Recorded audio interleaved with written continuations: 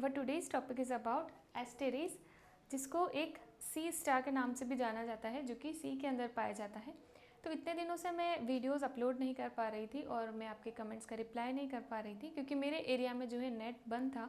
यहाँ पर कुछ वायलेंस हो गया है, इस वजह से यहाँ पर नेट बंद था। तो आज मैं अपलोड कर रही हूँ वीडियो एस्टेरिस के ऊपर। तो लेट्स बिगिन। इसका डाइजेस्टिव सिस्टम देखेंगे, और भी ऑर्गेनिज्म का डाइजेस्टिव सिस्टम हमने देख लिया है, जिसके लिंक मैं आपको डिस्क्रिप्शन बॉक्स में दे दूँगी। ठीक है, तो let's begin. This is the diagram of Asterias. ये एस्टेरिस का डायग्राम है। तो इसके अंदर 5 आर्म प्रेजेंट है, जिसको आर्म यहाँ पर लिखा हुआ है। ठीक है, यहाँ 2 तरह के स्टमक प्रेजेंट है, pyloric and cardiac stomach present है, जो कि सेंट्रल डिस्क के अंदर है। ये सेंट्रल डिस्क है, इसके अंदर पाइलोरिक स्टमक के बीच में प्रेजेंट है, और ये साइड में जो ब्लैक कलर से शो किया है वो कार्डिक स्टमक के 5 लोब 1 2 3 4 5 लोब्स प्रेजेंट है। ये पाइलोरिक स्टमक है, इसलिए यहाँ से पाइलोरिक डक्ट आ रही है। ठीक है, ऐसा 5 आर्म में होगा, और उससे कुछ आउटग्रोथ है, उसको पाइलोरिक सीका बोलेंगे। ठीक है, यहाँ पर एम्प्यूला प्रेजेंट है, और यहाँ कुछ ऑसिकल भी अंदर प्रेजेंट है, और यहाँ पर रेक्टम है, रेक्टम के बाहर एनस प्रेजेंट है। ये रेक्टम और एनस प्रेजेंट है। ठीक है, तो इस तरीके से इसका डाइजेस्टिव सिस्टम का डायग्राम है। यहाँ पर मैड्रीपोराइड भी है, जिसका डाइजेशन से लेना देना नहीं है, इसलिए इसका मैंने यहाँ पर बताया नहीं है कि उसका फंक्शन क्या है। तो let's begin. Alimentary canal. Alimentary canal इसका कंप्लीट है, माउथ से लगाकर एनस तक। बट एलिमेंट्री कैनाल क्या है, शॉर्ट है इसका और कंप्लीट है, और सेंट्रल डिस्क के अंदर प्रेजेंट है यहाँ पर। ठीक है, और इसमें ऑरल एबोरल एक्सिस पर प्रेजेंट है। ऑरल एबोरल एक्सिस क्या होगा, ऑरल एक्सिस होगा नीचे, एबोरल एक्सिस होगा ऊपर। ऑरल यानी जहाँ पर माउथ प्रेजेंट होगा, एबोरल यानी जहाँ पर एनस प्रेजेंट होगा। क्लियर। नेक्स्ट, इसके अंदर क्या पार्ट है एलिमेंट्री कैनाल में। पहले माउथ प्रेजेंट है, जो कि ऑरल सरफेस पर प्रेजेंट है, मैंने बताया। 5 ग्रुप ऑफ वहाँ पर स्पाइंस प्रेजेंट है माउथ के चारों तरफ। फिर वहाँ स्पिंचर ऑल्सो प्रेजेंट है। स्पिंचर एक मसल है, जो कि माउथ को ओपन और क्लोज करने में जो है हेल्प करेगी। देन ईसोफेगस है, जो कि यहाँ पर शॉर्ट है बट वाइड है, चौड़ा है ईसोफेगस। ठीक है, देन स्टमक 2 है, कार्डिक और पाइलोरिक स्टमक 2 पार्ट्स में डिवाइडेड है। ओके, कार्डिक स्टमक सबसे बड़ा स्टमक है, लार्ज है। स्टमक ने सबसे ज़्यादा एरिया घेर रखा है इसकी बॉडी के अंदर, है ना। लार्ज स्टमक है कार्डिक, उसमें 5 लोब है। ये माउथ से इवर्ट भी होता है, रिट्रैक्टर मसल भी प्रेजेंट है। इसका क्या मतलब हुआ, मैं 1 बाय 1 बताती हूँ। कार्डिक स्टमक कौन सा है, कार्डिक स्टमक, ये जो ब्लैक कलर से शो किया है कार्डिक स्टमक है, ये सबसे बड़ा स्टमक है, और इसके 5 लोब है, 1 2 3 4 5 लोब्स प्रेजेंट है यहाँ पर।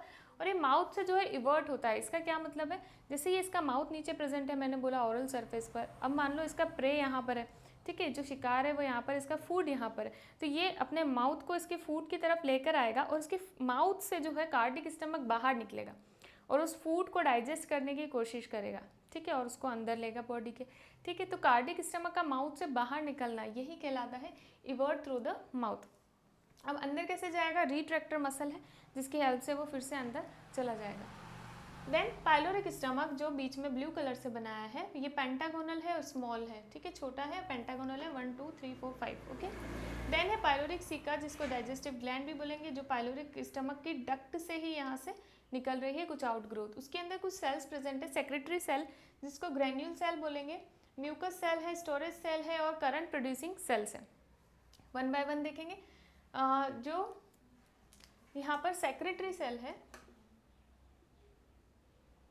ठीक है, सेक्रेटरी सेल, जिसको ग्रैंड्यूलर सेल भी बोलते हैं, जो कि पेनक्रियास की तरह वर्क करता है। क्या करता है ये कुछ एंजाइम सिक्रेट करता है, जैसे कि पेनक्रियास करता है ना। एंजाइम्स कौन सी सिक्रेट करता है, एंजाइम्स ये proteolytic, amylolytic, lipolytic enzyme secrete करता है for the digestion of protein, starch and fat के डाइजेशन के लिए। देन म्यूकस सेल्स हैं, जो कि म्यूकस सिक्रेट करते हैं ल्यूब्रिकेशन के लिए। देन स्टोरेज सेल है, जो कि कुछ फूड का स्टोरेज भी करती है, एज अ लिपिड, ग्लाइकोजन और प्रोटीन की फॉर्म में स्टोर करके रखती है। देन करंट प्रोड्यूसिंग सेल है, इनका क्या फंक्शन है, तो मैं ये किसके बारे में बता रही हूँ, ये पाइलोरिक सीका के अंदर कुछ सेल हैं, ये चारों तरह के सेल। ठीक है, तो इसमें जो करंट प्रोड्यूसिंग सेल है वो क्या करती है कि जो एंजाइम्स यहाँ से सिक्रेट होती है, उन एंजाइम को स्टमक में भेजना। ठीक है, और जो डाइजेस्टेड फूड है उसको अंदर पाइलोरिक सीका के अंदर लेना। 2 काम हो गए। एक तो क्या हुआ, इसके अंदर जो एंजाइम बन रही है उसको डक्ट के थ्रू स्टमक में भेजना, और स्टमक में जो डाइजेस्टेड फूड है उसको यहाँ से वापस लेके अपने पाइलोरिक सीका के अंदर लेना। एंजाइम भेजना और डाइजेस्टेड फूड को लेना, ये 2 काम को ये मेंटेन करती है। कैसे क्या, ये मैं आगे आपको बताऊंगी पूरा। देन इंटेस्टाइन है आगे, इंटेस्टाइन शॉर्ट है, एबोरल सरफेस से होते हुए एनस में खुलती है, ठीक है। और इंटेस्टाइनल सीका भी है, यानी इंटेस्टाइन के ऊपर भी, यहाँ इंटेस्टाइन है तो इधर से भी कुछ आउटग्रोथ है जिसको इंटेस्टाइनल सीका बोलेंगे, जो कि कुछ ब्राउनिश फ्लूइड सिक्रेट करता है, ठीक है, ब्राउनिश फ्लूइड सिक्रेट करता है जो एक्सक्रीटरी है नेचर के अंदर। देन हम देखेंगे एनस एबोरल सरफेस के ऊपर है, ऊपर प्रेजेंट है, मैं बता चुकी हूँ आपको। Then food and feeding mechanism, तो किस तरह से फूड खाता है ये, ठीक है। तो वोरासियस है ये, वोरासियस कार्निवोरस है। अब वोरासियस कार्निवोरस का क्या मतलब होता है, ठीक है, तो ये आपको कमेंट बॉक्स में लिख कर बताना है, मैं आपको वहाँ रिप्लाई करके बताऊंगी। अगर आपको नहीं आ रहा है तो आप कमेंट करें, ठीक है। तो वोरासियस कार्निवोरस है यहाँ पर। और ये क्या खाता है, तो सेडेंटरी मैराइन एनिमल जैसे क्लैम्स है, ऑयस्टर, स्नेल, वर्म्स, सी अर्चन, स्मॉल स्टारफिश को भी ये खाता है इवन, ओके। नेक्स्ट है इंजर्ड और डेड एनिमल को भी ये खाता है, तो इनके ऊपर ये फीड करता है।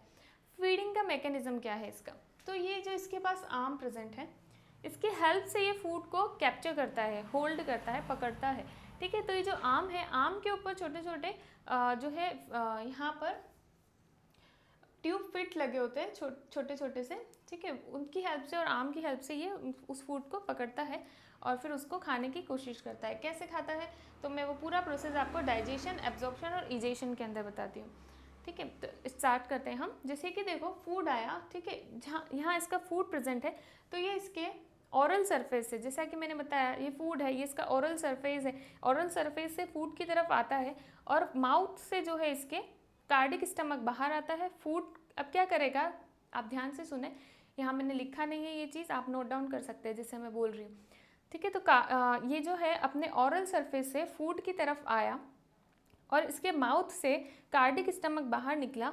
कार्डिक स्टमक बाहर निकलने के बाद क्या करेगा, तो कार्डिक स्टमक एंजाइम सिक्रेट करेगा, ठीक है।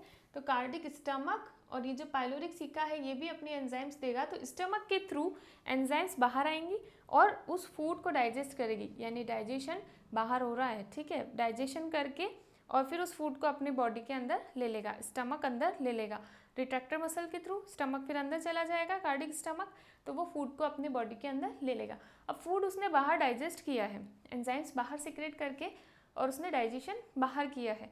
अगर डाइजेशन पूरा हो गया है तो पूरा हो गया डाइजेशन, अगर इनकम्प्लीट डाइजेशन है यानी सेमी डाइजेस्टेड फूड है तो उसको अब अंदर डाइजेशन होगा उसका, यानी जो कार्डिक स्टमक है इसके अंदर ये जो पाइलोरिक सिका है अपने जो है एंजाइम्स देंगे और अंदर जो है स्टमक और पाइलोरिक सिका के अंदर जो है डाइजेशन होगा। डाइजेशन होने के बाद में ये जो सारा डाइजेस्टेड फूड है ये पाइलोरिक सिका के अंदर जाएगा और जो पूरी बॉडी है उसमें ब्लड के थ्रू यानी सिलोम के थ्रू जो है डिस्ट्रीब्यूट कर देगा न्यूट्रिएंट्स को। और जो अनडाइजेस्टेड फूड है जिसको रिमूव आउट करना है वो अगर है तो माउथ से ही वो रिमूव हो जाएगा, ठीक है, माउथ के थ्रू ही उसको बाहर फेंक दिया जाएगा। और फिर भी अगर इजेशन होना है तो इजेशन एनस से होगा, ठीक है, यानी कि जो एब्जॉर्प्शन है वो कहाँ हो रहा है, पाइलोरिक सिका के अंदर, ठीक है। डाइजेशन स्टमक और पाइलोरिक सिका दोनों में हो रहा है और एब्जॉर्प्शन सिर्फ पाइलोरिक के अंदर हो रहा है, पाइलोरिक सिका के अंदर, ओके। तो इस तरीके से जो है इसका डाइजेशन होता है। तो एक्स्ट्रा सेलुलर डाइजेशन इसका हो रहा है, इसके अलावा इसमें इंट्रा सेलुलर डाइजेशन भी देखा गया है, सेल्स के अंदर digestion, okay.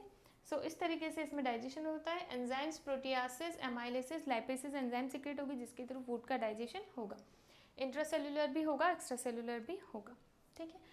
So that's all about Asteri's digestive system. So if you like my video, hit the like button, subscribe my channel and share it with your friends and keep learning. और आपको कोई भी notes चाहिए तो Instagram page fast learning classes पर आप DM करें, सारी डिटेल्स वहीं मिल जाएंगी आपको। That's all for today. Thank you for watching.